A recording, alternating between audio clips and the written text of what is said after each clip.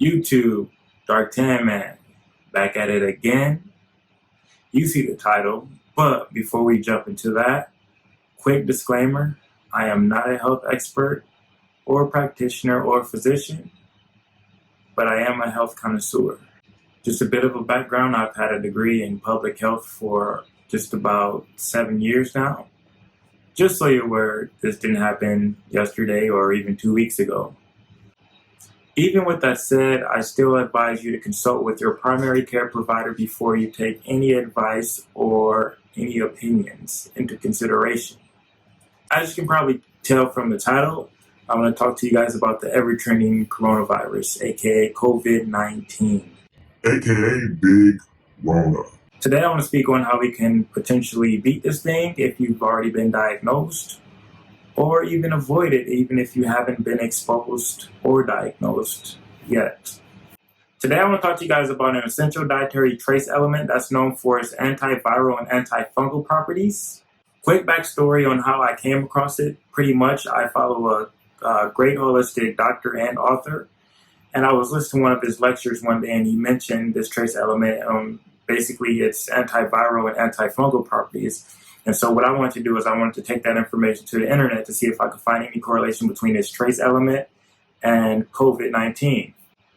At first glance, there were no articles, or better yet, let me say there were very few articles, none from the major news networks or anything like that. Of course, it's kind of what I expected because, in my opinion, the news media and those people behind the scenes are for profit. So why have a cure when you keep making money off keeping this thing at bay?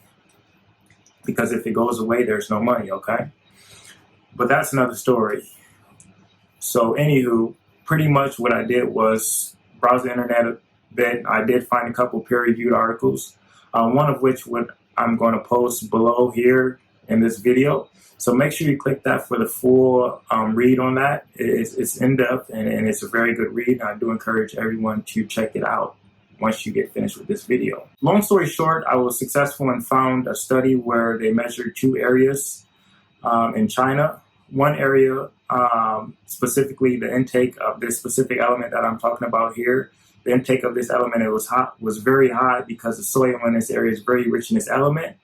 And the COVID recovery rate was about 3 times as high as other cities in the area. So that's huge. So basically what I'm saying is the people in this area with high intake of the specific trace element that I'm talking about here today, they were basically recovered faster than any other areas, any other surrounding areas, okay? At a 300% clip rate. That's huge, okay? Now check this out on the contrast. Areas of where this essential element is pretty low in the soil, where it's not high at all, intake levels are really low. The COVID-19 death rate was almost 5 times as high as the average of all other provinces in the area, okay? Talk about numbers, okay? That's very huge. Now again, after I reveal what the trace element is, I want you to click that article and read it and get familiar with it and continue to do your research, all right? Now, at this point, you're probably wondering, like, why doesn't he already tell us what the element is? I'm getting there. I'm getting there. I'm getting there soon, okay? But before we get there, I want to thank you for making it this far in the video. I do appreciate your support. And I want to encourage you to hit that like button if you're enjoying it so far, as well as hit that subscribe button. That way you can help support me and my channel and keep this content coming. Back to the topic. So now you're probably wondering what this element is. This essential dietary trace element is selenium, okay? Selenium, selenium, okay? Basically, selenium is a mineral and it's found in the soil and it can be made in the body.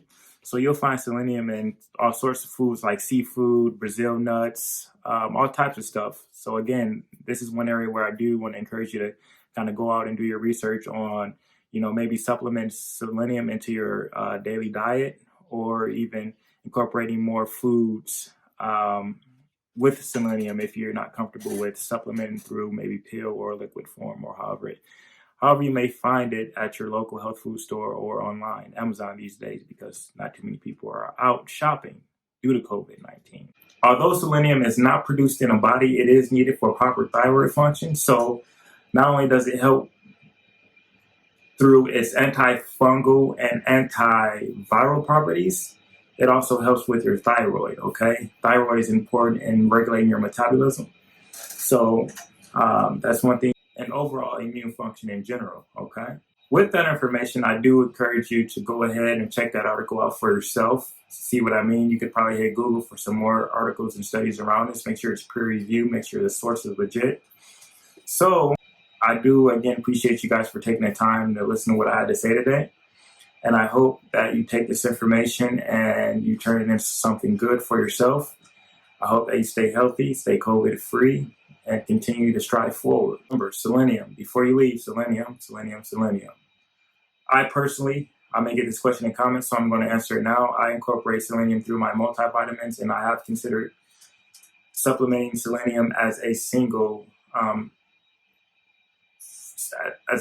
form outside of my multivitamin. So maybe in like a pill form or something of that nature. I'm still kind of doing my research. I'm still kind of doing research on it myself. So if you do have questions, definitely feel free to reach out to me, and I hope I can, help you guys out, and maybe you guys can even help me out.